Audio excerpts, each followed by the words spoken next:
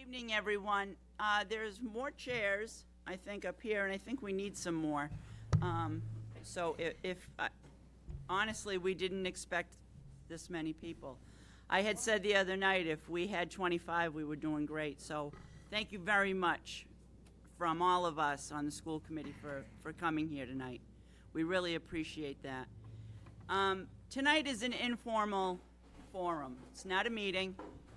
It is us telling you what we see, and we want you to tell us your comments, your questions, your thoughts. How can we do better? There's so much going on in education that we need to understand where you're coming from as educators that are here, parents, and you need to find out what we're trying to do. I don't think the communication is as well put out as I would like. So we're going to work on that too. Tonight we're going to talk about MCAS. We're going to talk about parent support, community support, and then we also have a presentation from our project manager and architect that is going to explain what's going on over at the middle school so you can see where your dollars are going and get an understanding of where we're at in that project. There is an article that will be on town meeting floor that we will need support for. And we hope that you that are here tonight, that live in town, will be able to come to town meeting on October 9th. I have always been a believer that community involvement and community support is key with parental support for how your school system achieves its best. We have children in this system that are the best and brightest. We have special needs children. We have the whole rainbow of kids. So when we leave tonight, do me a favor and just ask yourself, because I ask myself all the time, are we doing enough for our kids? And what can we do to make it better? I'm going to introduce to you my colleagues. We have Mrs. Walker. I think everyone in this room knows Mrs. Walker to my left. And Mrs. Gauscher. Mrs. Ravelli is over this side. Our superintendent and our town manager have joined us this evening. And also we do have one of our Board of Selectmen members, Mike Vos, is here. So we appreciate... Alan Berthium's in the back. Where? Alan? Where is he? Oh, there he is. Sorry. Hi, Alan. Alan Berthium, another Board of Selectmen member, is here also. So thank you very much for being here, for listening. And please, everyone, understand, you are welcome to speak freely, but this is not going to turn into a finger-pointing session. This is not going to turn into I want to know and I want to know now session. That's not going to happen.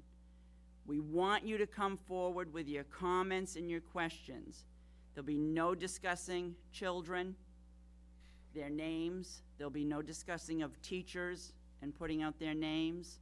Anything that is considered private will remain private. You can go to the superintendent, your principal, to discuss those matters. It's not for televised viewing.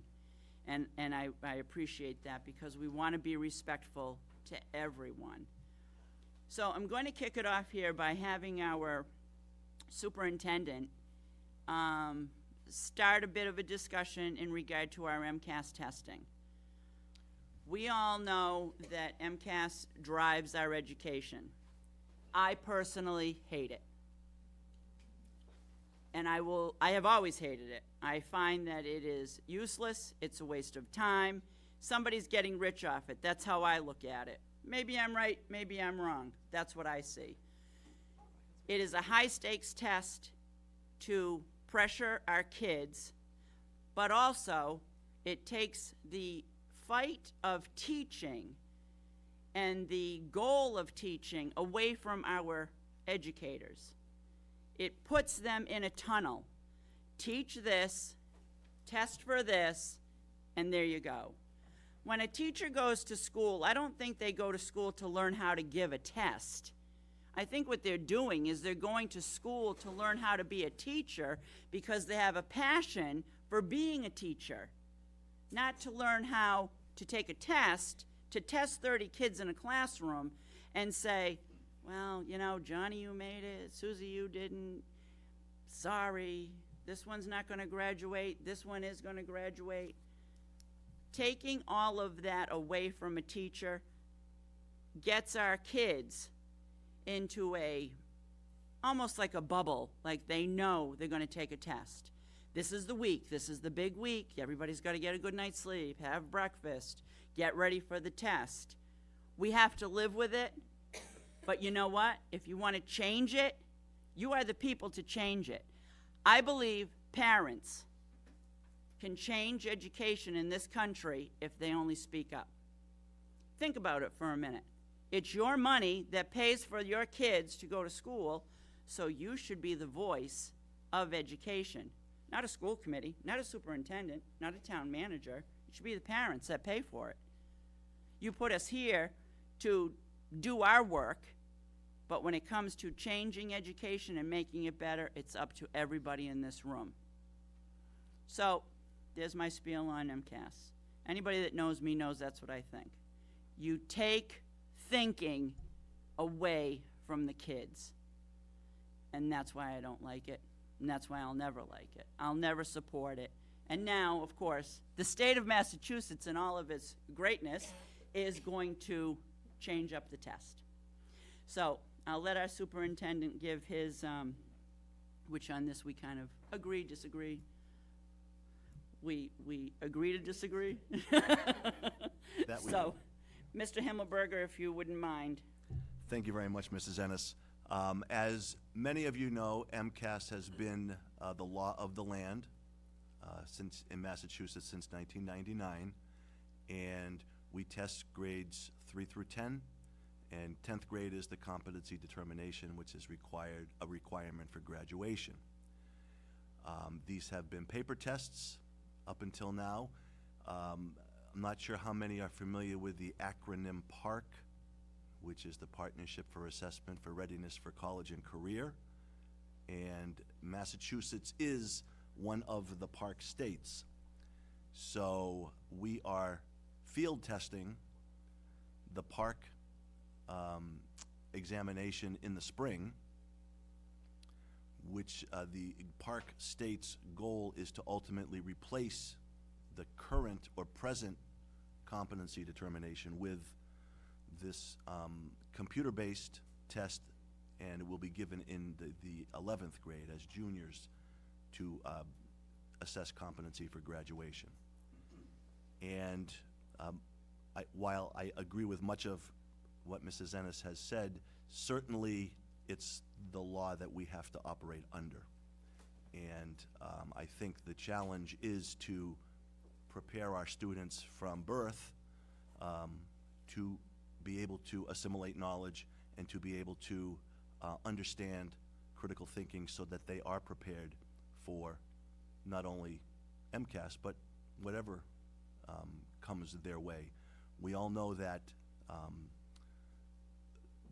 the country is changing. The global economy has certainly,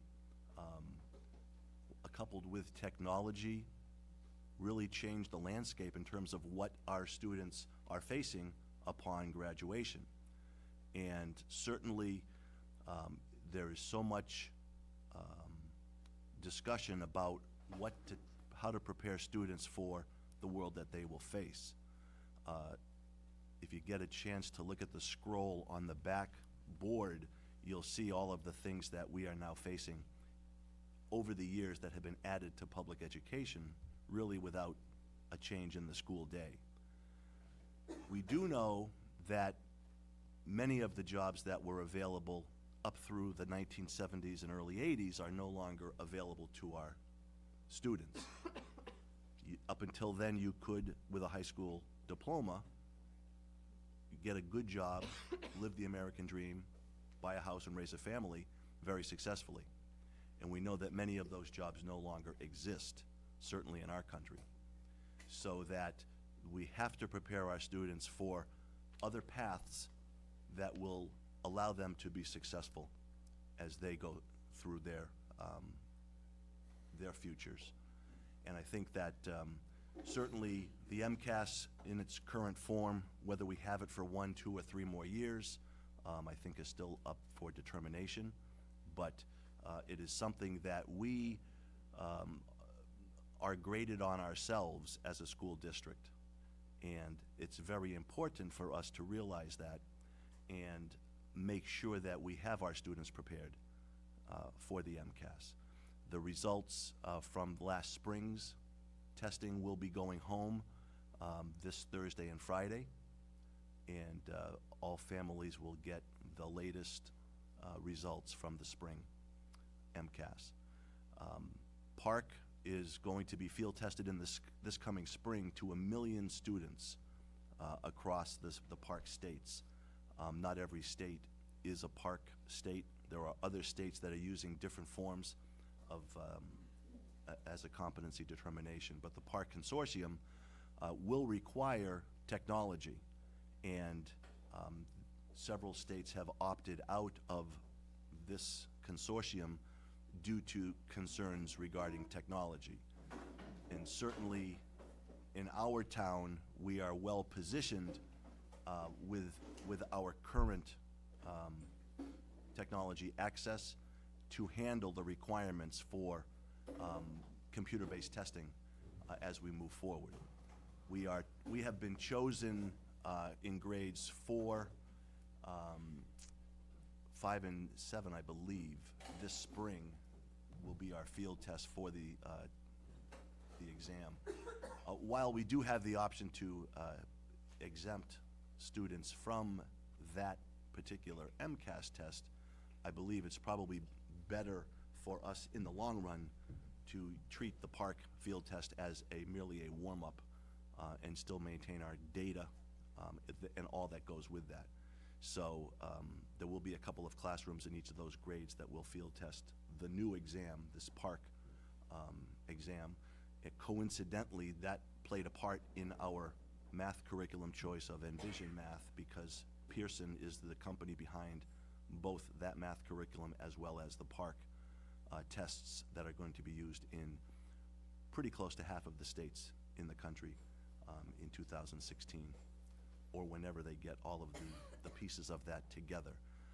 But as we know, MCAS is still what we are judged on. Certainly the students, as long as they pass them, it becomes part of their K-12 career, and then they move on. And obviously, as they matriculate into higher education, what they did on their MCAS is certainly not as important. However, there's that one caveat, and that is the John and Abigail Adams scholarships that go to folks that have been proficient or better and in the top 25% in ELA and math. So those scholarships we will also be prepared to name in the very near future, and will probably be up on our webpage very soon, and we will announce that. We have 30 recipients of 30 seniors who are recipients and eligible for those scholarships, and that is tied directly to how they perform on MCAS, and that's real money if you go to those schools. So that's important to note. I'm not quite sure how that will continue. I am sure, at least in Massachusetts, that will still be tied to the upcoming Park in some form or fashion. So for parents of seniors or soon-to-be seniors, that is a worthwhile aspect to encourage our students to achieve to their best on the MCAS, because they are eligible for those scholarships if they achieve well. And that certainly is, in this day and age, every penny is greatly appreciated. And so please keep that in mind. We can go on in the future, but I also know we wanted to get to the Yeah, we're gonna do that now. so if there's any questions on MCAS or Yeah, Park. we're gonna do a question, comment at the end of everything, so, we'll just kinda get through our thoughts, and then we're gonna be ready to hear from anyone here that would like to speak. just before I go on, there's chairs out in the hall, and I think if we could just squeeze them in, Pat, kind of bring them in so the people along the wall can have some chairs, have some place to sit. I'm gonna let that just happen for a minute. Just questions. Okay.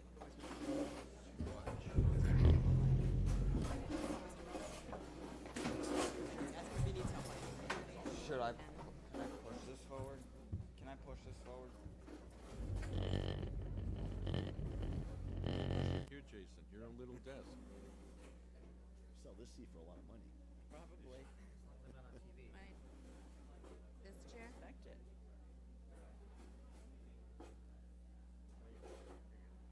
Oh wait, never mind, Alice. I found my pencil. Pen.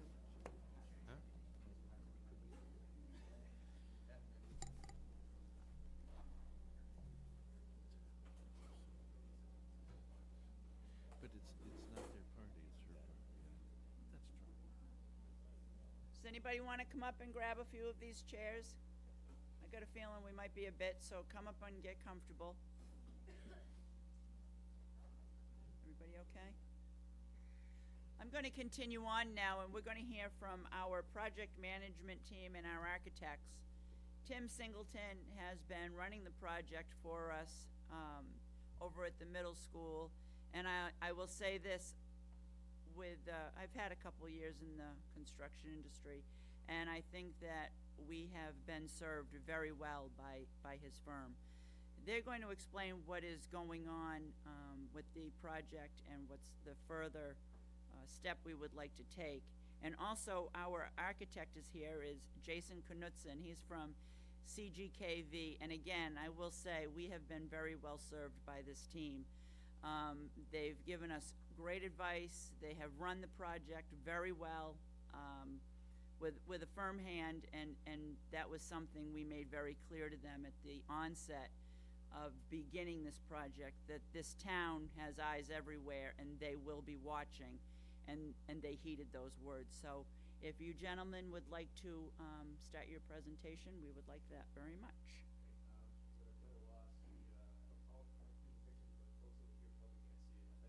Can it roll? So trust me, I'll tell you what's in the picture. So what we want to do is we've been working on the middle schools for about 2 years. We've got a $6.1 million project, and it's all missing the roof, windows, exterior doors, and the HVAC system. What we've done is instead of building a new building, which could have been, I don't know, between $15 and $30 million, we've invested $6 million into this school to add about 20 to 30, 40 years to life of the building. So you're saving your money over the long term. So 2 years ago, we replaced the roof. This past year, as you can see walking by the building, we replaced the windows, the panels, and exterior doors. And we're in the process of going out to bid for the HVAC system. What I want to do is run through the pictures for you, just so you know what's going on. And the intent is to enlighten you with what we're doing. Any questions you can ask us, and we'll answer. Additionally, we want to inform you as to our plans for this next phase for the HVAC system to be replaced next summer. Jason will get into that. So again, you can't see it, but 2007 we replaced 3 boilers. MSBA reimbursed the town about $200,000, even though the project was completed. Even though the project was completed 5 years ago as part of our project. So we basically gave them the invoices, they give the town back the money. So this picture here, which of course you can't see it, the facade of the building, how it was originally 2 years ago. You had damaged concrete panels. It's pretty much just bagged up, didn't look good. You had very old windows, single pane, not very efficient. Table mic was going like this. A lot of spalled concrete, as you can see in both pictures here. So now, this picture was taken last week. The panels are new, the windows are new. These pictures are more definitive. Old picture here, new picture there. Looks a lot better, but more importantly, the building is more life to it, much more energy efficient. Same thing here with the exterior door, existing or old, and then new. The facade, canopy building, this is how it looked. From underneath, it was scalding, the roof was leaking, it puddled, it was leaking on top. We replaced all that, so now you see new roof on the canopy, and from the ground view, you can see it's all been painted and redone. The roof of the main building was a combination of a membrane and a built-up roof, a layered roof. It's the building's built in '68. It's a very old roof. It leaked. It was mold. There's all kind of stuff going on. So this is the last time we replaced that. So this is the roof we have now. It's got a 25-year warranty. So on the HVAC portion, Yep, so now we're ready to go on to basically the third phase of the project at the middle school, which involves HVAC replacement and some accessibility improvements. Some of the base design work in our HVAC project includes replacing all of the supply and return piping for the heating system. Throughout the school, with the exception of a few areas where we had to value engineer out, we're leaving some old pipes in the gym area and the shop area. But all of the new piping that we're putting in is designed so that in the future, partial cooling can occur in classrooms. Cooling for like the spring and the fall warm days, not necessarily the hottest days of summer. So that's something that we built into the design to allow some future improvements. Also in the current base design, we're replacing all of the HVAC terminal units, basically all of the old unit ventilators in classrooms. And instead we're putting in some new fan coil units that will be able to take better advantage of the efficiencies of your new boilers. And we're also reconfiguring the ductwork in the building to make it not exhaust air, but actually bring in the supply air, the fresh air. And we're taking advantage of some newer energy recovery technology to sort of, when the heat circulates, instead of exhausting warm air outside, we can capture back some of that energy and reuse it. And then lastly, we're putting in all new digital controls throughout the school to replace the old pneumatic systems that are there now. Like I said, there's also some accessibility upgrades that we're doing as part of this project. Because of the amount of money and effort being spent on the windows, the doors, the roof, and the HVAC, we were required to do some improvements to accessibility in the school. So some of the things that are included for next summer's design or construction work includes replacing the vast majority of the hardware at interior doors. So you've got a more handicap accessible lever design rather than the knobs that are there now. We're creating a couple of brand new accessible toilet rooms, one near the gymnasium on the first floor, and we're introducing a new accessible toilet room on the second floor where there are no accessible toilet rooms now. We're adding an accessible workstation for use in the science classrooms. Again, right now the lab benches don't quite meet the accessibility code. And we're also upgrading the locker rooms a bit to make those more accessible and user-friendly. Like I said, we're all set to go. This is where we're at with our draft documents for the HVAC and accessibility project. We're going out to bid in the next month or so with a design that is fully functional. It'll take advantage of energy efficiency opportunities, but there are things that we want to do more, and we've talked to the building committee and suggested that if they can find the resources, that we can go a little bit further. So some of the things that we'd like to be able to do would be to, first of all,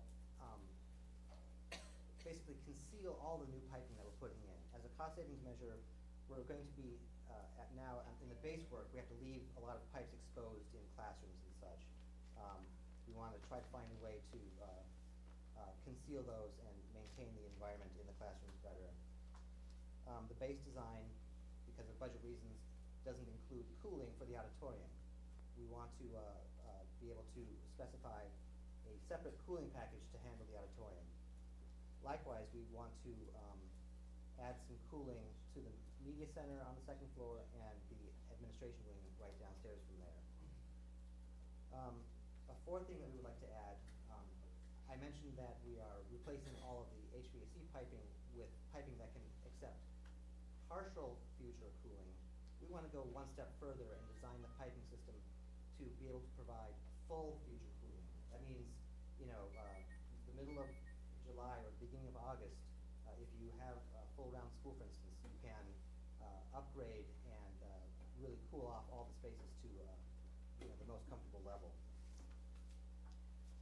We would also like to add back into the project replacement of some of the HVAC equipment in the locker rooms and the gym. Again, as part of our value engineering, right now the base design calls for us to reuse what's there now. It's perfectly sound, but we want to try to get even more energy efficiency out of there and replace those units. And likewise, the shop area, HVAC units and piping. We can't afford to replace those now. We would like to find a way to be able to do that. So in effect, at the end of next summer, when all this work is done, you basically have a refurbished building, except for some finishes, you have a building that's almost new. That's our intent. And, any comments, any questions? No, I might add to that, and Mrs. Ennis made reference to it at the beginning, for town meeting, the warrant for town meeting includes an article requested by the school committee. It's Article 9, the middle school heating system. Don't you love it when architects and engineers talk HVAC? I didn't know for years what that meant, but it's heating, ventilating, and cooling or air conditioning, depending on who you talk to. So that's what they meant by HVAC. I don't think anything else was in code. No. But the Article 9, the finance director and I are recommending an appropriation of $1.2 million. That will cover all of that extra work with, we hope, enough of a cushion to also do some work on the tile floor. That is not subject to a debt exclusion. It'll be done within the levy limit. We're willing to handle that. Your finance people are willing to handle that, so it's, I think, a good investment.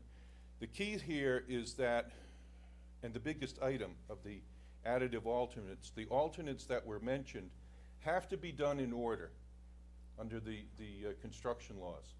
So to get to the one that we really are, I as a former town planner am interested in, is the future piping, the piping for future capacity. To me makes so much sense, it's crazy not to do it. But that's the biggest ticket item. It's a little over $200,000. But let's face it, folks, one day, we have buildings right now that we use 180 days a year. One day, our kids are gonna be going to school, not 180 days, 200, maybe 250 days a year. Because that's what the world will demand of us and of them. And in order to do that here, if you believe in global warming, we're gonna need to provide some cooling. Even without global warming, we're gonna need to provide some cooling so we can do that. And it just makes sense that while we're there replacing pipes, instead of putting in a 1-inch pipe, let's put in a 1.5-inch pipe, let's properly insulate it, get the job done right, so we're ready. No waste, if it won't hurt it if we don't use it, but it's there if we want it. Article 9. Thank you very much. Keep in mind that the original budget, $6.1 million, the state MSBA is in the process of reimbursing the town 57% of that value. So in fact, you spent about $3 million in this first phase instead of 6.1. If anyone has any questions or anything, you can come up or you can stand from where you are. The only thing I ask is that you raise your hand and name. And if you'd like to give your address, you can. You don't have to. Cooling here. Because I might send you a thank you card for coming.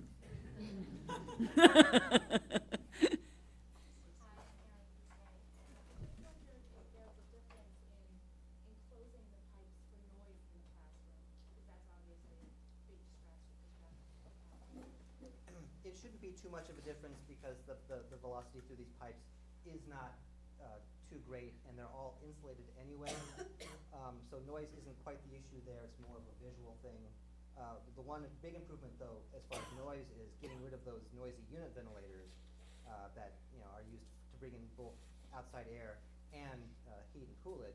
Replace that with a fan coil unit that doesn't make that same process and certainly doesn't use that, that same amount of noise. So Half don't work anyways.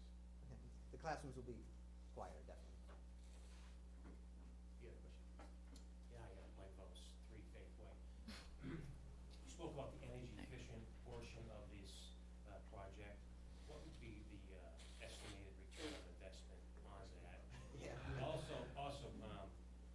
do not do this now, there's gonna be further on down the line when we're gonna have to do that. And at that time, we may not be able to get reimbursement from the state, is that correct? So can you get into that a little bit possibly? Yeah, firstly, the state will reimburse from the 6.1. The additional funding that we're gonna request at town meeting, you will not get reimbursed on any portion of that, as additions to the expense of the town. Your first question, as far as payback, complicated question, and I don't have a firm answer. We've asked the engineer. We can probably give it to you at town meeting, but we don't have a firm answer right now. We guess, but I don't wanna guess. And how about the portions of the project that we're planning on replacing or hoping to replace that we're value engineered out? How much longer down the line are we talking before we're gonna have to do that anyway? Unfortunately, With we're the just new gonna The fan coil units that you have right now, Richard's not top here. of the I'm now. sure there is savings. So We if need to. you're looking to upgrade the building, you need to do it now. Those for sure. Not having And doors. air for the building. But as far as, like not replacing units in the gym or the locker room or the shop area, again, I couldn't say what the remaining life expectancy, of those are. Our engineer did take a good close look at it and figured that it was, worthwhile to go ahead and leave that out of the base project. You know, but maybe in 10, 15 years, that should start being So an issue. we're looking at doing it, it's either now or later. Well, without giving you years, the units that are in the shop and the gymnasium are very, very old. The units that are made now, much more efficient. And without giving you years, it's not. But it's a 30 or two-part, 40 it's a years. two-part thing, energy efficiency and Yes. expected maintenance savings over the next 5 to 10 years plus eventual replacement Even costs anyways. anyway. And as Joe said, we're putting in new pipes. Once you put in new pipes, if they're too small, you're not gonna change those pipes for 50 years, because you've just spent a lot of money changing pipes. So let's put in the pipes that will give you the longest benefit. Diane Perry, you mentioned exterior doors being upgraded. Did that include new security or upgraded security for the The- front office and any of the other? The existing system was reinstalled.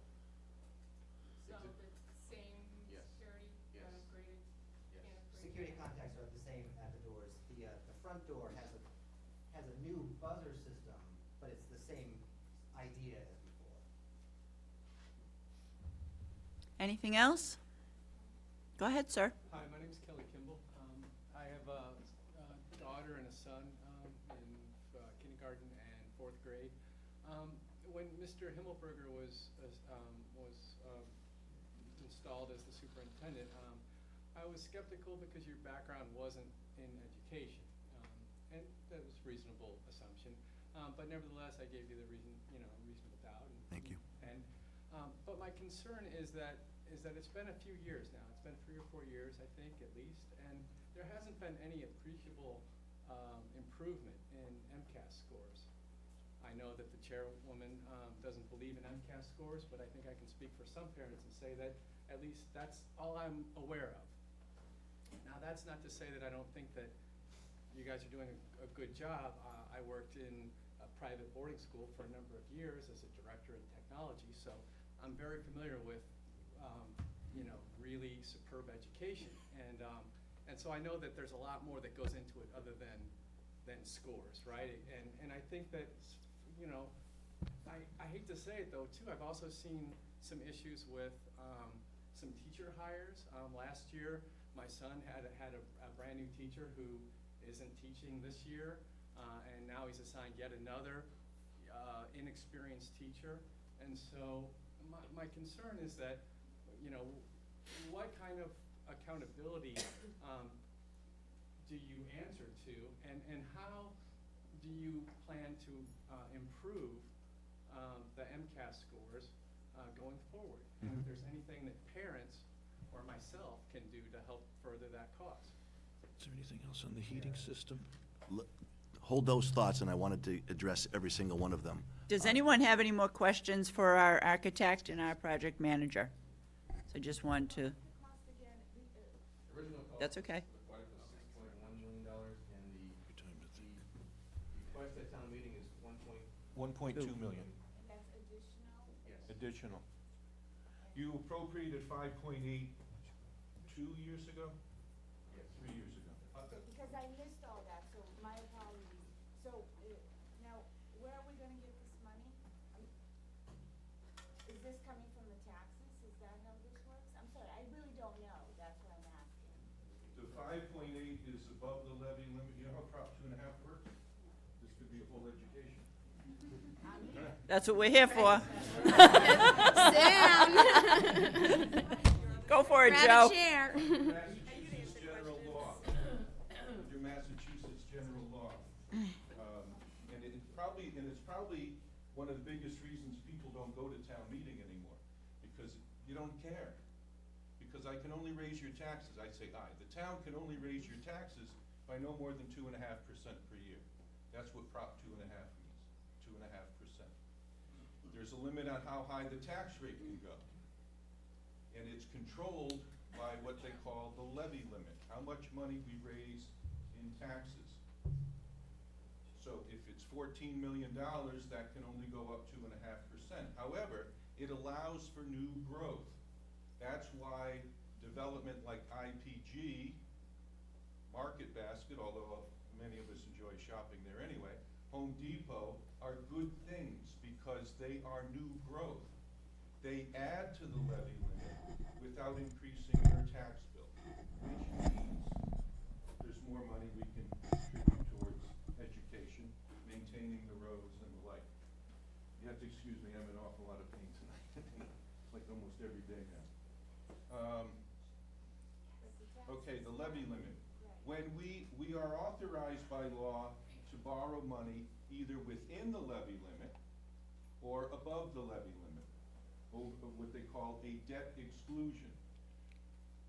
When the $5.8 million was appropriated for this project, it was a contingent appropriation at town meeting, subject to a debt exclusion question, which passed, which was approved. That means that increases the amount that we can increase the levy. By doing it within the levy limit, it reduces the amount of money we have available for other things.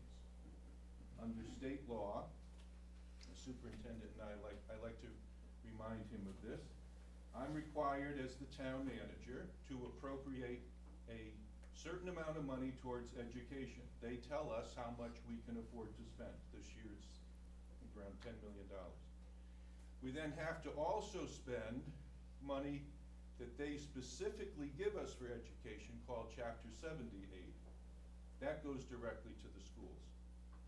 And we've chosen in Oxford. I'm sorry, on top of the 10 million? Yeah, on top of the 10. I'm Yeah. just trying to, no, I'm trying to, I don't understand. You don't know this? That's why I'm asking. Okay. Okay. On top of the 10, and then on top of that, Oxford chooses to provide all of the additional state aid, what's called local aid, other than reimbursement for veterans and library aid. That goes to the school. This year, it's an additional 1.7 million. So the total is about I think a little over 20 million. That's what's called our contribution. We then subtract from that the indirect contribution. That's the money for health insurance that's attributable to employees of the school department, building insurance, the cost of operating the general government, public works, plowing the driveways, police, all those things. That's about another 5 million. So the net to the schools is for operating expenses, paying for the lights, the heat, the teachers, the aides, and everybody else, comes to, and don't you know I have the wrong document? 15.8, 15, 15.1? This year. This year, the budget, 15.1, yeah. 15.1. Yeah. $15,100,000 goes to all those other direct costs. Article 2 on the warrant for this special town meeting is a simple yes or no question to decide whether to increase that amount by $64,000. So if you're gonna come to town meeting, you wanna support that one as well. That's the increase in state aid. The difference in state aid between what we thought we had in May when all we had, I think, was maybe the House budget, and what we have now, which is the approved budget. The state people will like to tell you that they've increased local aid by, since then, well, it's $64,000 anyway. And that, $64,000 in Article 2. Does that help? And so how much are we spending per student? Do we have? Oh, I don't know that. That's not my Do we concern. have any figures like? How much per student? I don't have all those figures with me. However, either call my office tomorrow, or you can certainly access them on the Department of Ed's website. But either way, be happy to make an appointment, come on in, we can go through them. And there's so much information now on the department's website, in the profile section. You really can compare districts to state averages and amongst each other of similar size and capacity. I just want to say, I did go on the website, and I finished college, thank you, but I don't understand that website. No, it's not easy, I have ever encountered. right? It's not user-friendly, and that's another But- place where parents come in. All you have to do is drop them a letter and let them know how non-user-friendly it is. Because I tried to go through a few things, I wanted to do a little research. It's impossible. It's absolutely impossible. But to your question, please feel free to call the central office, 6050, and Mr. Matthew or I will be very happy to take you through the numbers. Sure, anytime, Okay. anytime. Any more questions for our project management team? All right. Thank you very much, gentlemen. Oh, I'm sorry. Go ahead, I'm sorry. What's the process to fund this extra $1.5 million? Is it additional to the numbers you just presented, or is it part of that number that you presented? We're gonna do it within the levy limit, so it's no additional cost to the taxpayer. Is that your concern? And our taxes are For not, as far as taxes, huh? our taxes are not going to go up. Oh, are you so? Wow, that was rude. Taxes always go up, ma'am. Taxes always go up, but they'll only go up by the amount that's allowed. You are not being asked to approve an additional increase, okay? It'll only go up by the amount that's allowed, the 2.5% on average. I just want to mention the fact that I moved to this town 13 years ago, and I was looking at the tax rate that was associated, I looked at Dudley, Charlton, and Oxford, and Oxford was always in between Dudley and Charlton, so it's just important to me that I can make ends meet, and We all feel that way. I live in town too, and I agree with you. And it's doubly difficult for me, because I have the taxes I have to pay personally, and I have a responsibility to all of you, plus the other 12,900 people who aren't here tonight, to maintain roads, to provide ambulance, fire, police. It's a balancing act, and we do the best we can. The staff and I, the selectmen, who's here? I have one here. The selectmen work on this, and we all take this very seriously. I make it light of it, but yeah, taxes, it's like, what is it, taxes and dying, is that the expression? You're always gonna have them, they're always gonna go up. This expenditure, however, and that's why when I started out, I said under Prop 2.5, it made it easy for people not to go to town meeting. It used to be you went to town meeting, it used to be. 2.5 was what, 1981? 1981, it was quite a while ago. Some of you don't know what it was like.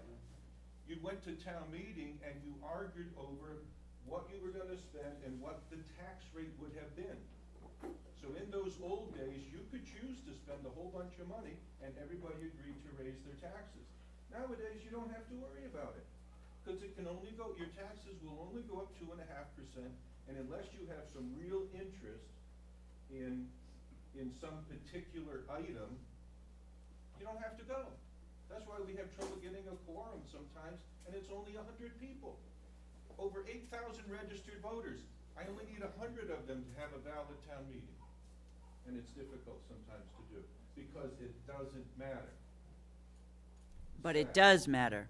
But Joe. it does in this case, because does we need the matter. votes to. It always matters. But your taxes, what I'm telling you, my selling point to you, it's not gonna raise your taxes, okay?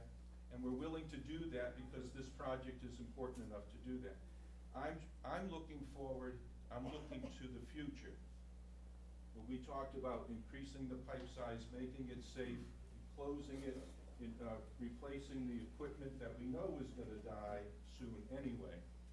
It makes sense to do it now while we have the contractor there. Article 2 and Article 9. And if I could just add, the number of people in this room is just about a quorum at town meeting. And so, for all of us that care about the town, and as long as you're a registered voter and live in town, please come to the fall town meeting on October 9th and the annual town meeting the first Wednesday in May. Because that's where your chance to be heard, and that's where your vote counts. And I think the school committee and Mrs. Ennis's sole reason for having this forum was to be able to start that dialogue and to engage everybody so that we all can learn about where our tax dollars go, how the town takes in money and spends it, and the process by which we do that. And that's very, very important. And, you know, having attended town meetings since I've been here since 2005, it's barely a quorum. And so if everybody here can tell a couple of people, then you have some real input into what happens in town. And I wanna say that while the town manager and I have very good conversations about where money should be spent, the town's manager, the town's financial team, the Board of Selectmen have supported the district. Over the years, we have put a lot of money into that middle school, repaving the parking lot in '06, the boilers in '07, new auditorium, upgrading in the gymnasium and the media center. The town has really carefully planned the renovations of that building so that it will last us another 35 years. And that was a building that was built for under $2 million in 1967. So, with this phase and with the leadership our professionals provide us and with the work of the building committee, we certainly expect that by the end of next summer, we will have one heck of a building that will serve the town well. And, you know, our positions are the two that really take a lot of the lightning rod that comes through town, and we do that knowing that we are here to serve you. Mr. Zaneski has researched and found ways for us to get additional funding, and certainly we are now looking at electricity credits that could help save us a substantial amount of money this year. Will. And certainly, with the upgrades and the improvements on the middle school, that will further reduce our energy consumption. So, there is a lot of good going on. I welcome the opportunity to answer any questions at any time. And I mean that sincerely. For anyone to call the office, and we'll be happy to explain whatever we have. It's very transparent, the data, the process. We are very accountable in this day and age. So I encourage you, and I can't thank you all enough for being here, and I look forward to answering Mr. Kimball's questions. I have one more Thank you, question Joe, about very the, much. The middle school. Take care, And Joe. I apologize if I've missed it. Relating to the hardware on the individual classrooms, were those all replaced and are lockable and secure? They are going to be replaced with Okay. new lever hardware, and we will discuss with the facilities people what they want to do with the lockability. But they are a classroom function that does provide security. Okay, certainly that is a concern in light of current events, unfortunately. Yeah, all the keys, we have, we're trying to get the keying system organized. There are a hierarchy of keys. So you have a master, the grand master will open any door in the room, in the building, and usually only one person gets that, like a maintenance person should. And then there are master keys that have different areas, and then a classroom key. And that classroom key may also open the, a closet, something like that. So all that hierarchy of keys is going into place as well. A lot of the ADA, the accessible work, I shouldn't say a lot. Some of it will be done by our facilities maintenance staff. They're the one, for example, a water fountain, call it a fountain or boatlet up here. Where I came from, we called it a water fountain. And sometimes they break or they wear out, they're old. This thing was built in 1971, or occupied in 1971. As they replace them with accessible units. This was us, And so it works. 2011. Door levers and like that as well. So we've, it's been quite a process going through all that because, quite frankly, it's stuck up on us. Just in light of all the issues that seem to be occurring in schools, just security, an individual classroom security, I don't care who has the key, as long as that teacher could secure her room, his or her room, at any time, should. I think that's the case now. That's not something new. They're They can all- do that now. What I mentioned about the keying system is so that we can have control over the Universal, keys. sure, sure. Sometimes, keys get let out and who knows who has them. That's scary. So we want to Just address that as well. I'm just going to touch on security just for a minute. The security that we follow in this district is proprietary information. We cannot share it for good reason, you know. But I will say that we've had many conversations in regard to security in town, in our buildings. We're very fortunate that we have our police department in the front yard. That is a plus. But, and there's always a but. So you know, the superintendent has been directed by the school committee to continually work the security system in our buildings. It is an ongoing process.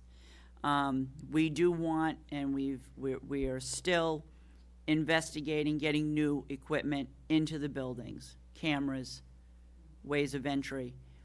There's a lot to it. There's a lot I can't say because we just can't.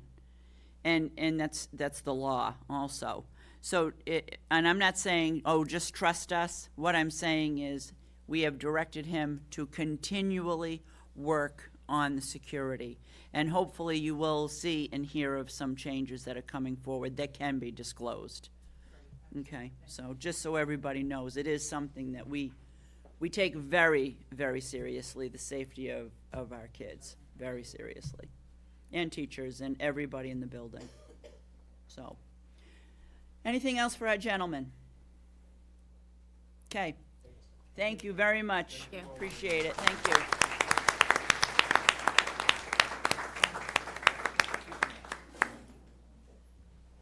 You want to take Mr. Kimball's question? Sure, I'd be glad to. I just wanted to, Mrs. Ravelli had some of the per pupil numbers from 2011, and just wanted to let you know, Oxford's per pupil spend was Thank you, Jason. $11,636 Thank you. per pupil. Webster's was $12,430, Millbury $12,902. The state average was about $13,800 in 2011.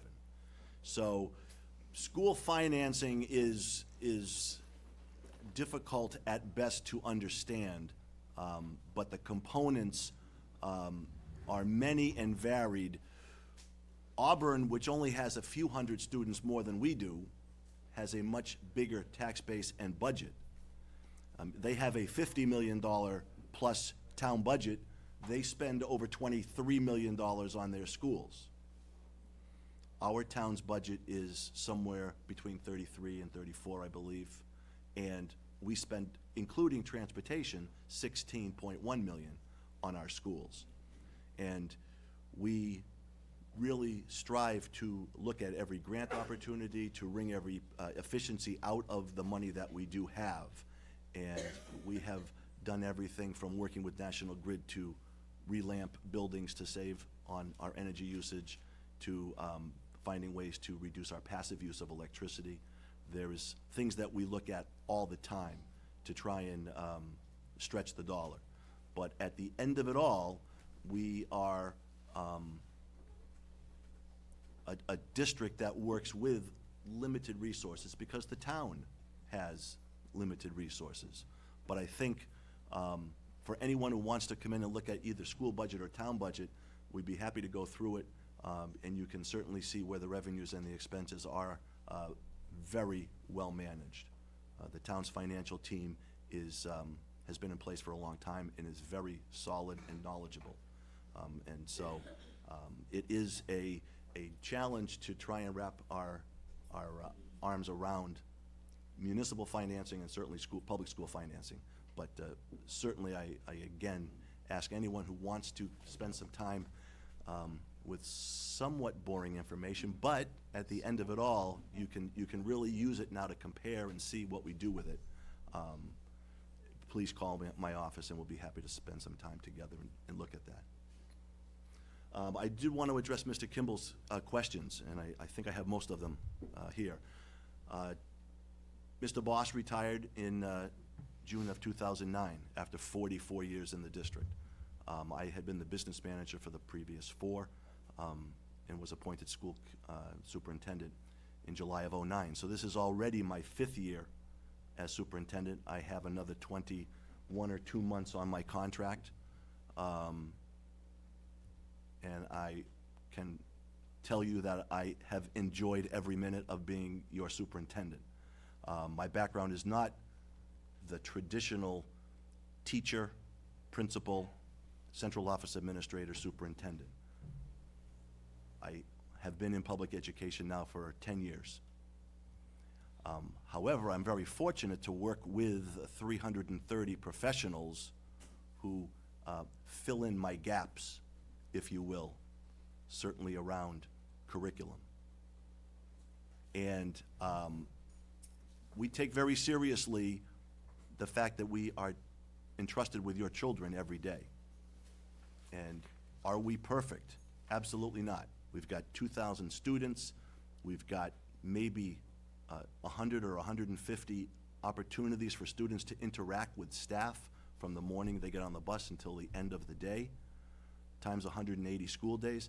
That's many millions of interactions, and we are not perfect. We do not get them all right. But we address them all where we fall short, and we work hard to correct them and not repeat them.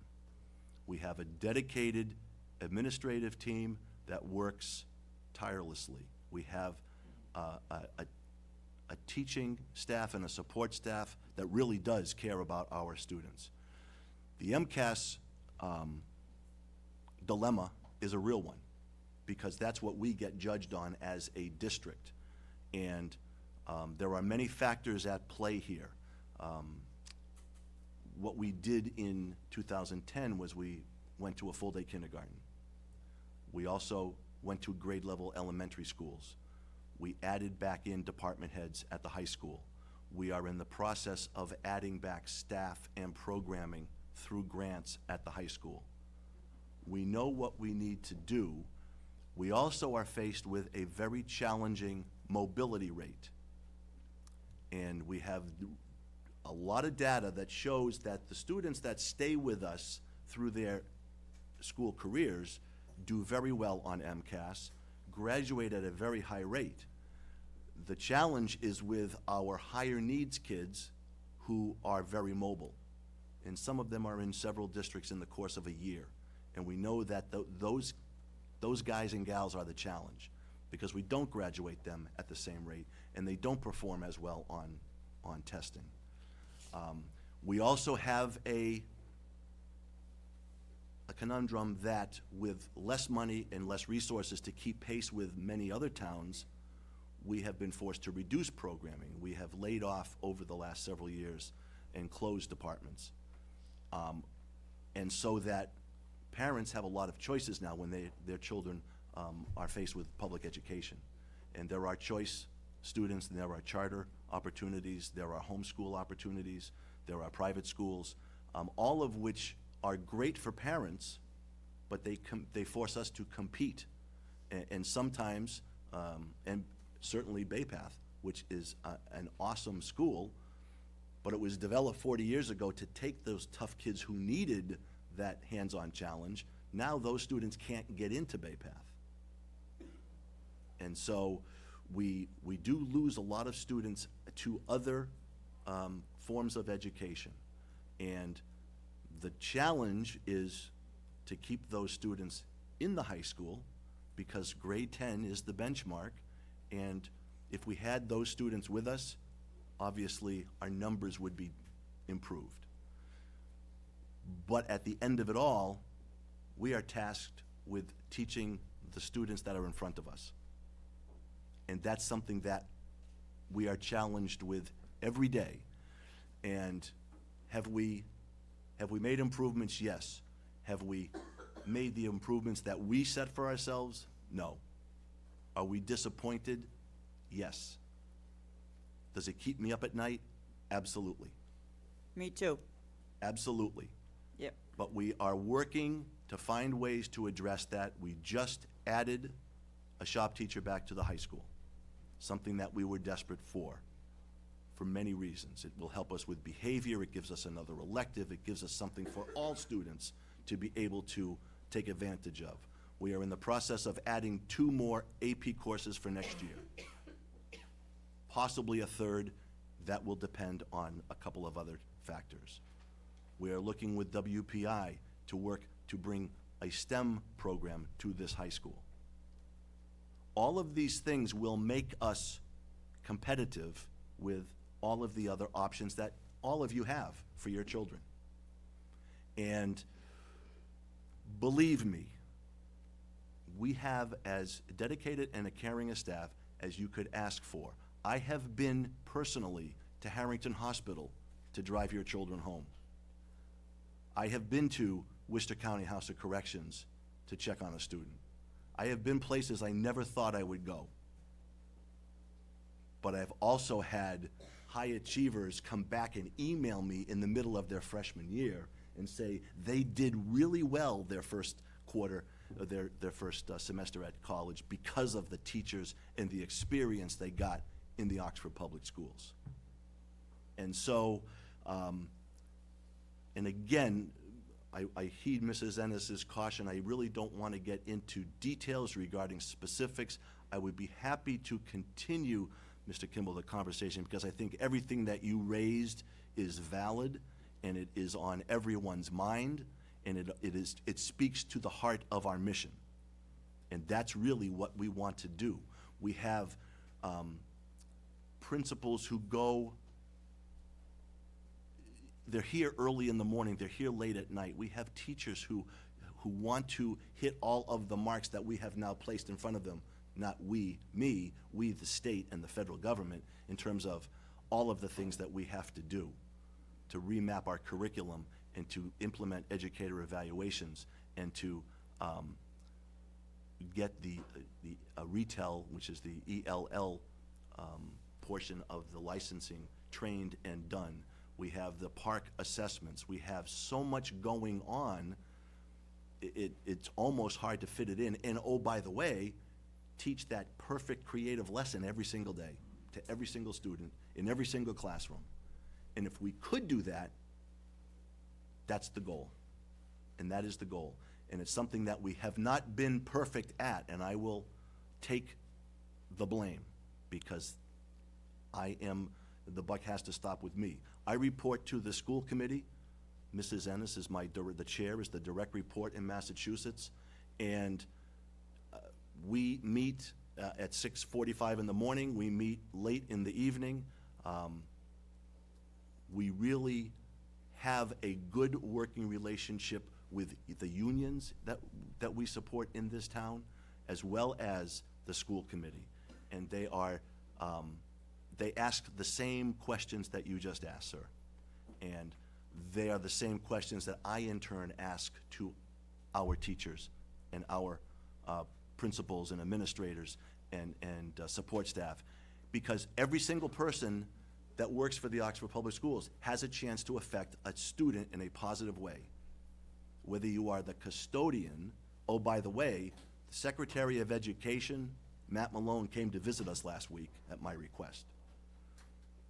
He was impressed with 3 things. The first thing he was impressed with was the cleanliness of our buildings. And he went up to a custodian and quizzed him on it. He was also impressed with the engagement in the classes that he saw, and we didn't handpick him. He opened the door and just walked in. And he was also impressed with the Envision math and the technology that was available to all of our students. So we know we have outstanding extracurricular activities that we offer. We know we need to increase the rigor and the offerings of our programs for our students so that all of you, when it's your time to make that choice, what's best for my child, where should he or she go, that we are, if not the first choice, competitive. Because you've already paid once in your real estate taxes, and you deserve the very best education that we all can give to every single one of our students. And we don't have the option to send them back like regional vocational schools do. We don't have that option. You know, there was a lot of good publicity for Worcester Tech, because that principal is the national principal of the year, and they do a lot of good things there. But what they tell the students who are on the bubble, you better behave, you better do your homework, or you go back to North. We don't have that luxury. We take everybody, and it's our mission to do the best that we can to make sure that every child has the opportunity for growth. Not every child is gonna make straight A's, but every student deserves the opportunity for growth. And that is what we track. The state gives us reams of data. Thank goodness for Mr. Trahan to help us through it all, because we do have some pretty awesome technology in this district for the resources that we have. But I think that every one of those questions is valid, and it speaks to the heart of where we are and the mission that we're involved in. And I think that to the school committee's credit and to all of your credit for being here, this is what we are, and we are looking for. I believe your last question, sir, was what can parents do? And we know that there are many families that are challenged in not just in Oxford, but throughout the country. And life is not easy, or certainly as easy as it seemed to be when I was growing up many decades ago. But we also know that we had to hire psychologists, behaviorists, and licensed clinical social workers to help support our families. And those are real dollars that we never thought we would be spending, but they are necessary for us to help support everybody. But whether the parents have PhDs or 4 years of college or 2 years of college or high school, the bottom line is, if you can teach your children respect for others, and if you can teach your children that education and learning is okay and sometimes can be fun, that makes our job, when you give them to us for the school day, easier. And I think that's something that we try to make sure that we communicate back and forth. I will be in every building in October and November on Monday or Tuesday with Supper with the Super. And some of my alumni are here from last year. And that is about as good an interchange as you can get for free when you can talk to a principal, a teacher, a school committee member, and other parents about what's happening in your child's building. And I will be making the all calls and the emails to let you know when those are, but that is a great opportunity to take this level of conversation and drill it down to the individual schools and really get a chance to address, maybe in a little more personal way, some of those issues that are near and dear to you as parents. But I welcome the dialogue, and I certainly would hope that we could continue it, because the questions that you raise are the ones that I raise every day. Every day. But make no mistake, I served on my hometown school committee, which is a suburb of Oxford, according to Mr. LaMountain. And I really understand what is involved in moving forward, and it's not easy. There's so many moving parts in this town, in this district, and in our buildings, that it's almost mathematically impossible to get them all perfect. But that doesn't mean we don't stop using that as our goal, and that we don't stop trying. And I think every every employee who's in the room, and there's probably 30 or 40 Oxford school employees in this room, would tell you the same thing. If you could instill that reason for coming to school, that attendance is so key, and if you can engage your children every day, not just with a yes or no question, tell me what was really good about what you did today. Tell me what you didn't like, because I'm gonna fix it. Whatever you engage with your kids every day shows them that you value their educational career and their growth. And I think that helps to close the loop so that, and certainly with iParent and Communication Home, that we can really affect a growth for every student. And that is the goal. I could go on, but I think I've answered everything, and certainly would welcome a continuing dialogue, Mr. Kimball. I think it's great questions. Thank you. Thank you. I'm going to shake it up a little bit, and what I would like to do is, we have some of our educators here, and I know many of them, if I stare you down, I expect you to be vocal. No, I'm just kidding. But I would like some of our teachers and our principals, if they, and our directors, maybe Project Coffee, Mr. Canacchioli would come up, and kind of hear it from them, what is important for parents to support the school. Parental support is not giving a check to the PTO. That's not what this is about. What would a teacher say to a parent to let them know how important it is to support the schools, to support what's happening in their classroom? So if any of my educators would like to come up, I really would love to hear from a couple of you, especially those of you that have been around the block a couple times. I think it's very important. I'll start, Mrs. Ennis, if I could stand here, if that's all right. You sure can.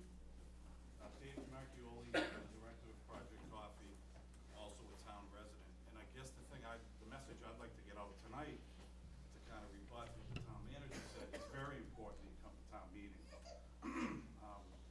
If we had this crowd here in the spring, we would have passed the budget that the school committee had requested. We were looking for approximately $500,000, I think, more to help the buildings. And if we had this type of support, we would have got that passed. So with all due respect to the town manager, it's very important that you're at these meetings. It's very important that you vote. So that'd be the message I'd send out to all of you tonight. And I'd also ask, what's a good way to communicate with parents?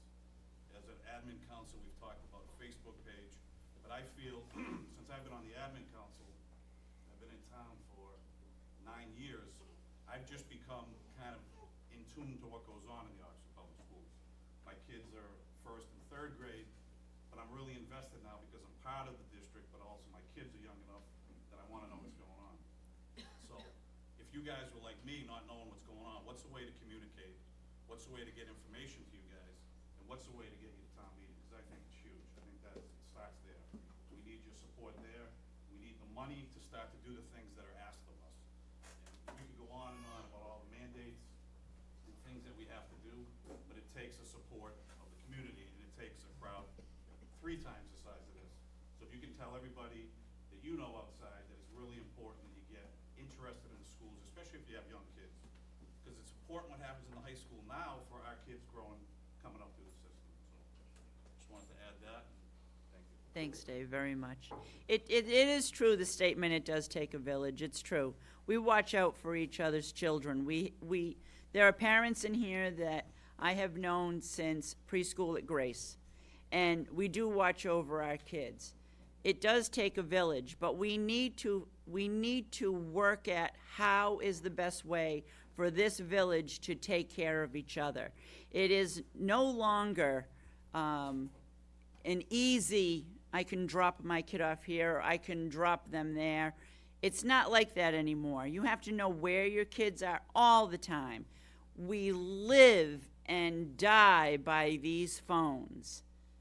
I mean, this is how I feel like I'm raising Molly. It's like, okay, where are you? What are you doing? Who are you with? When will you be home?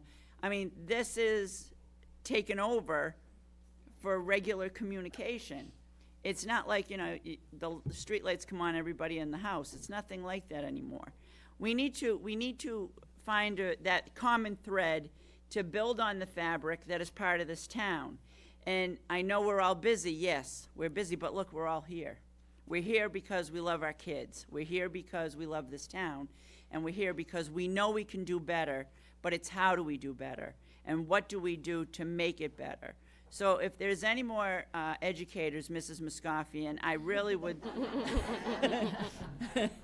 I really would like to hear what some of your thoughts are. Oh, wait till you see who's next. No. I think two really easy ways for parents to communicate is to use your technology. We've got iParent, and all you have to do is sign up, really easy to do, infusion pages, where all of the teachers in every school puts all of the assignments that are due. Not all. Well, all I can speak is from experience, my experience. For you, yeah. So I'll tell you, it's a really easy way to do it. Mothers and fathers of little ones, read, and read again. Mothers and fathers of middle school children, read to your children as well. The more you read to them, it's just proven recently in classes that we've taken, Keys to Literacy. Read to high school students. They'll love it. They will absolutely love it. So those are my suggestions, Mrs. Ennis. Thank you very much, Mrs. Moscofian. The parent present. And there you have one of our best and brightest teachers also. Yes, absolutely. I, probably the youngest parent in here probably, I graduated in 1999 when MCAS first started. I was the guinea pig to MCAS. Circumstances happened, I was a mother at 17, had to drop out of high school. My kids come home with stuff, I have no idea what it is. Where is the help for the parents that have no idea? What grade are your children? I have 5 children. I have 2 that are in 2nd grade, one that's in 4th grade, one that's in 8th grade, and one that's in 9th grade. I think you need to call every principal you have tomorrow morning first thing. Seriously. Like, my No. daughter's in 4th grade, she's distributing properties already, and it's like, I did that in my freshman year of high school. I know there's a lot of parents, everybody goes on to college, and Yeah. I'm in college as well, but it's hard for me to figure out, like, what they're doing and who, is this important for MCAS, and what should I be weighing out? And, Do you go on the iParent? I'm on iParent, and I read. I have a kid that has dyslexia, I have a kid that has this and that problem, and, I wonder if there's any help for the parents. I think people, I will say this, parents call me all the time with these kinds of questions. I don't have the answers that they want to hear, Yeah. but I do offer my wholehearted opinion of what to do. And I talk pretty straight to the parents when they call me on the phone or email me. Right. Any parent that has a problem with what's going on in school should call the principal first. After, I'm not sure it's, well, let me just, you just called me and you just said everything you said. Now here's what I'm going to offer to you to hopefully help.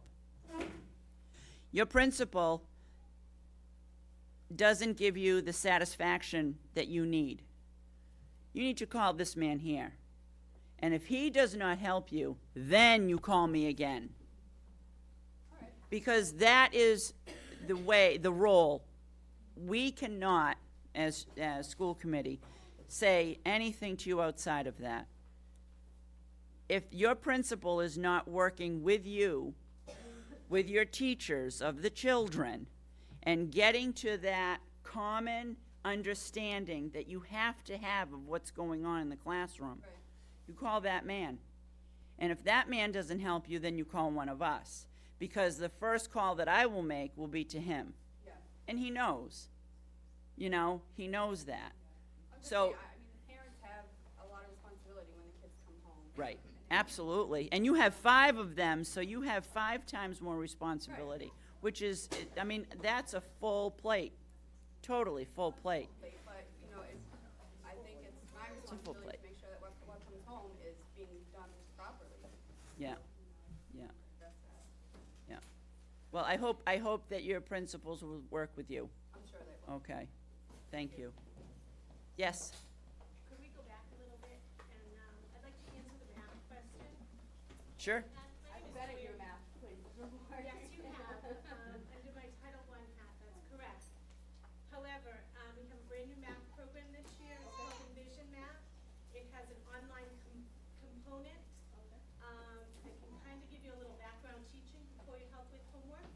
We are planning, math nights to introduce parents to that program and how to, who want to be able to access, our textbook.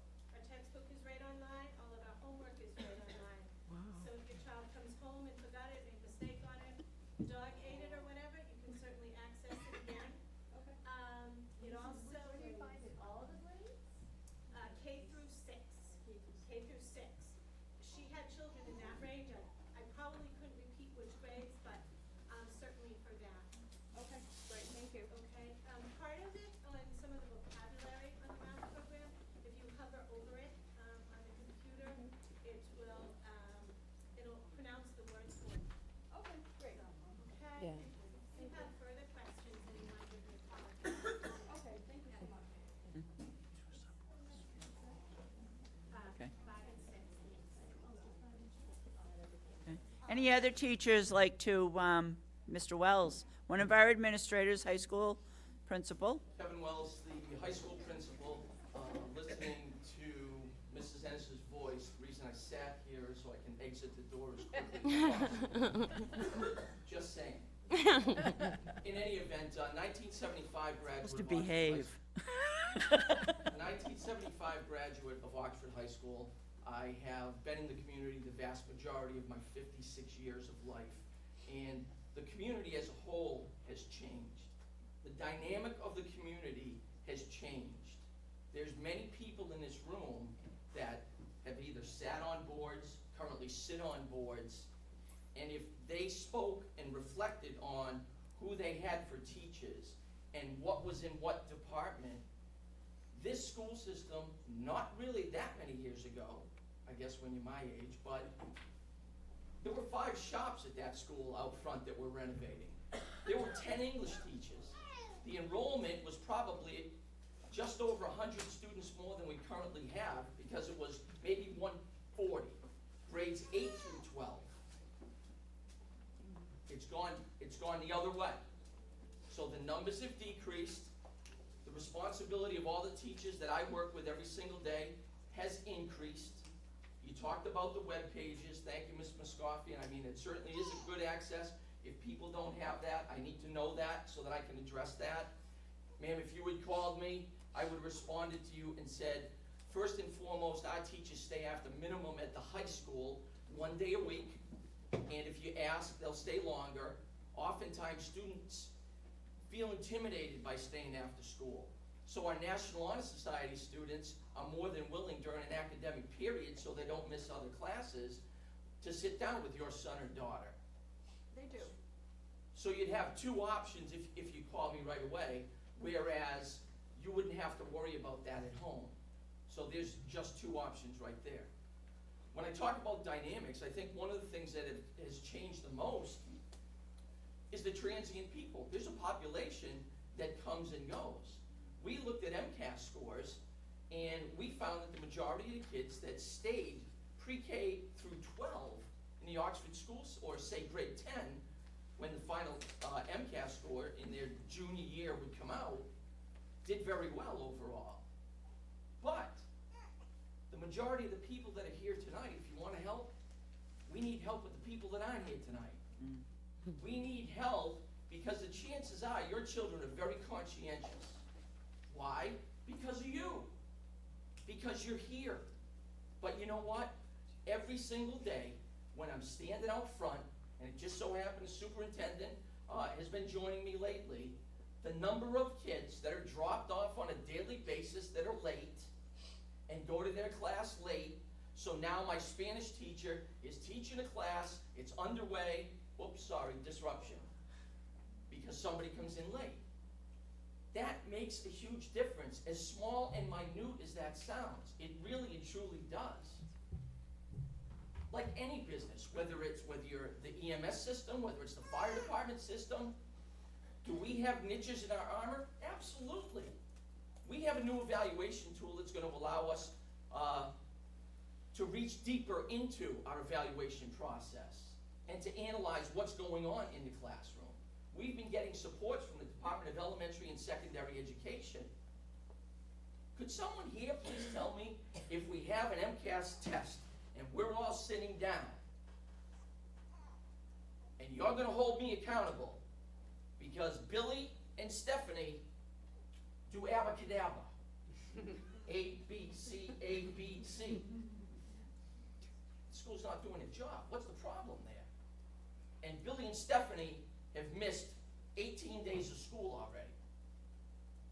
10% of the school year. It gets a little difficult. We have levels at the high school. Advanced placement. We're looking to expand that even more next year.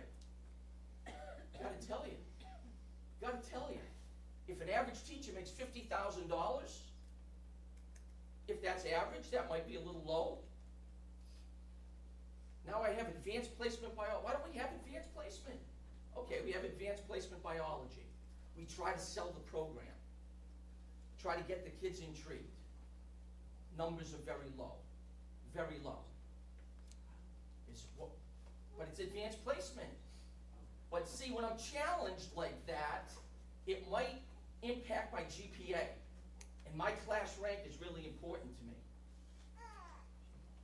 But what's happening now, colleges are looking at SAT scores less and less. And there's some professors sitting here right now. SAT scores less and less. And they're looking at the core content area, how challenging has their curriculum been from grades 9 through 12? Are they taking all the AP courses available? Are they taking honors level courses? So we go from advanced placement to honors to college prep to career. Where do you think the most discipline issues are? Compare our scores in advanced placement and honors to anybody you want to. How is it, when we all drink the same water, that we have a student in an Ivy League school, and that we have, because we scroll every year where our students are accepted, some of the best institutions in the world. Now clearly, we're not dealing with the same intellect, so that obviously, that's a no-brainer, if you will, pardon the pun. But the point in fact is that it's there, but you gotta drink. It's there because you have to want to be able to do it. So if I seem a little passionate, I am. I'm passionate about, do you have a question? Then ask it. Don't make an assumption. You know what happens when you assume? Ask the question. Because if you ask the question, you gotta get an answer. And if you don't get an answer from me, maybe there's somebody in here, because I've had plenty of meetings where I've said, if I don't follow through with this, I'm telling you, you need to call the superintendent and tell him that I'm not doing my job. And that's what you should do. So we need you to be behind us in more ways than one. And again, I'm sorry, but my guess is if I were to wager a bet that I'm preaching to the choir right now, well, we need the choir to help out and get some more people into the choir. And I know that that's not hard, but I know that everybody here has neighbors. And when you have distractions in your class, it's really tough to teach kids. You're teaching the same content. And some people address things just like in life. Everyone here works with someone where it's like, you're kidding me, right? It's Monday. I know what's coming. I know what's coming. It doesn't matter what you do. So kids have to learn to deal with that type of adversity. In dealing with personas and different personalities. Not everyone is going to learn the same way. But I can tell you one thing. The President of the United States, we have people, every year I ask people to speak that graduated from here. Some of the best and brilliant people in the world, not in Oxford, graduated from Oxford High School. So it's here. We just need everybody to start to drink from it. And school's got to be a priority. I understand once in a while you get the day off if someone's got great attendance. But when I mail home, here's an example, seniors, and I promise I'll wrap it up. When senior year, anybody has seniors, I can assure you, hopefully nobody here is going to, but as soon as the mid-year mark comes, we send a registered letter to any students that are in jeopardy of failing. Registered letter. Very expensive endeavor. Very expensive. Okay? To the tune of, I don't know, Deb, $6 a piece? $6.65.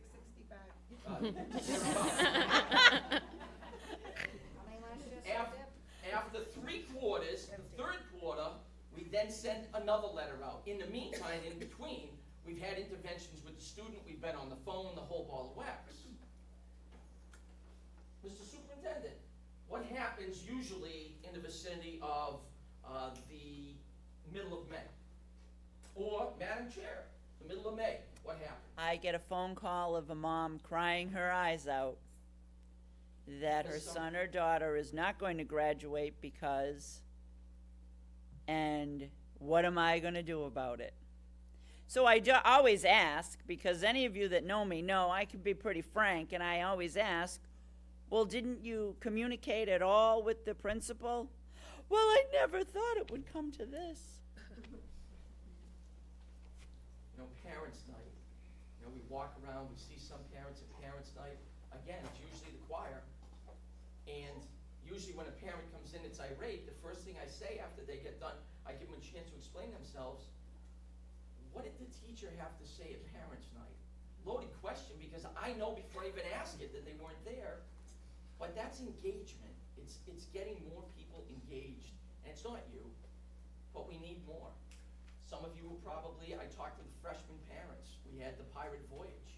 And I talked about the fact that just this group right here could carry any vote at the town meeting for a new fire truck, for a new playground, anything. But people, I'm sure, you know, Selectman Vols, that you folks are frustrated that we can't get a turnout. 13,000 people in the community and nobody turns out. So, sorry.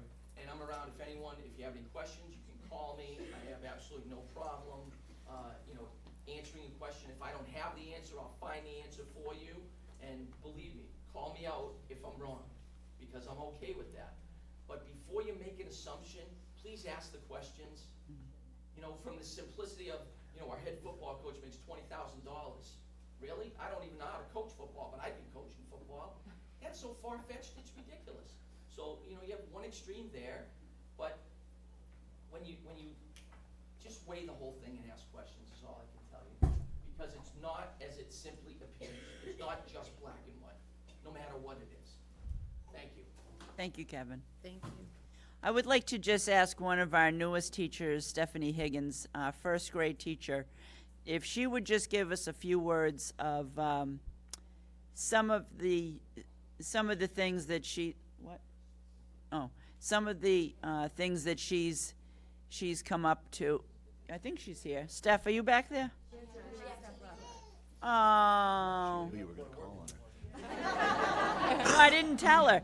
Then either one of our elementary principals, both of them are very well versed. I just want to kind of get a whole view of the everything that's going on in the district. So I don't know if you want to do heads and tails, Mr. Yvonne with Mr. Baroni, or if you each want to speak. It's going back to the issue of communication and getting messages from school. I don't think we can stress enough. Empty the backpack when it comes home. Take a look at the papers that are there. Some of the things that folks have been asking about, it's in there. You just got to read what goes home. Check our websites. Check your teachers' websites. And I think even more important, make sure your child gets to school on time every day. Mr. Wells alluded to it. I've got babies, kindergarten through 2nd grade. That's what those habits start. And if we get used to missing school in kindergarten, 1st and 2nd grade, it becomes easier when it's not mom and dad's choice anymore, but my choice to leave the bus stop and go get a soda and not go to school, to say, I'm not going. Stressing that that's important in being here on time. Obviously, body fluids are being expelled. Stay But the cough and the sniffle, we can feel it. We can call a nurse, and if there is an illness, we'll give you a call. Come get them. You know, they're not feeling good. We need you here. We all go to work with that. sniffle or that, or, you know, if we get home late tonight, we're gonna wake up tomorrow and go to work.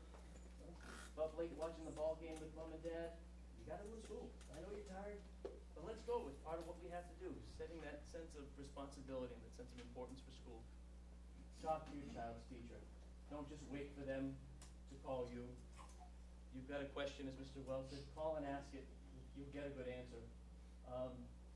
And you know, I encourage our teachers to call you or communicate with you as much as possible as well, so that it's not, you know, Johnny got in trouble is the first time you hear from the teacher. You start getting that good working relationship developed before that happens. Then when Johnny does get in trouble, you work through it together and it makes good sense. It's not the first conversation you've had. We have no problem getting people to come to our concerts and our open house, and our kids are cute, they do cute stuff, we all wanna be there. Keep that going. Your middle schoolers need that just as much as your elementary school children. Your high schoolers need that just as much, if not more. I worked with a woman when I was teaching in Shrewsbury who at one point was having difficulty with her sons. And had said, you know, if I knew what I knew now, I'd have worked when they were little, and I'd be taking the time off now so that I can be there with them and for them. You know, they may, and even at 5 and 6, they don't want to kiss you in front of me. They don't want, you know, kiss them in front of me. You know, bring them to school, be there. If they say they don't want you there, tough luck. I'm your mom. I'm going, and I'm going to be there for you. They will appreciate it when it's all said and done, and things will be much better. And say next time, as Kevin said, bring a friend. The more folks we've got, the more ideas we get, the better solutions we get, the stronger a community we become, and the better we do for our kids. Thanks, Norm, very much. Now, if any of the parents would like to have a few moments. Oh, Mr. Barone, go ahead, please. Thank you very much. Yeah, my pleasure. I don't know if I can top Kevin's talk, but I'm a parent as well, and when my kids were growing up, my wife and I, my wife was more involved in the school system than I was in a different type of business, one that demanded a lot more hours than I'm doing right now, but you know, the message about parent involvement is really an important one and really a strong one. You know, the comment about the MCAS and where we're going and how come we're not improving, you know, as administrators and staff and teachers, you know, we're very disturbed when the MCAS results come out and the progress is not as expected as we had hoped, because we work very hard. Everyone works very, very hard each and every day. This is my 4th year. I'm entering my 4th year here in the district. And I've seen a lot of progress and a lot of growth over the course of the last 2 years with the direction that this district is going in. And I think given the proper amount of time, we'll see the progress that we all hope to see. But it's gonna take time. But rest assured, everybody is working hard. I mean, we're in the schools, we're looking at data like we've never looked at before to help drive instruction and improve things. We're sending our staff and administrators to professional development at a much greater pace than we did when I first started here. We have new initiatives in place that are gonna help drive this district and move this district in the right direction. And we're working hard on improving instruction and how we deal with schools on an administrative level each and every day. And we're looking to improve the parent involvement and the parent component as well, because that is critical. You know, we all say, and it's true, we need to work as partners. We can't do it alone. Although we have your children for 6.5 hours a day, when we do send them home, and you have a question about homework and you don't know what to do, you should call the schools. Really, you should. When at the bottom of our letters, we always say, feel free to call the school if you have any questions, and that's sincere. We want to know. And if you see one of us out at the bus stop in the morning and you have a question, ask it. I mean, no one's going to turn you away. But we do need the parent support. And one of our big initiatives, I'm just going to piggyback with what both Kevin and Ian said. One of our big initiatives this year, surprisingly, is to improve attendance. Because at Clara Barton, we do have an attendance issue. We have a number of kids that are chronically absent. We have a number of kids that are chronically tardy, and we have a lot of dismissals. Granted, like Norm said, some are valid, but there are a lot of them that aren't. And that's what we need to improve, because number one, if the kids aren't in school, they're not getting what they need. So, you know, parents and schools need to work together. At our school, schools, in the elementary schools, and even the middle and the high school, I'm sure as well. We want you in the schools. We need your support. We'd like to see you in there participating in things that are going on, working in the classrooms, helping out with school, and supporting in any other way you can. So really, it is critical to have that parent support. We encourage it, and just try to make sure your kids are in school on time if they're not really sick. So, thank you. Thank you.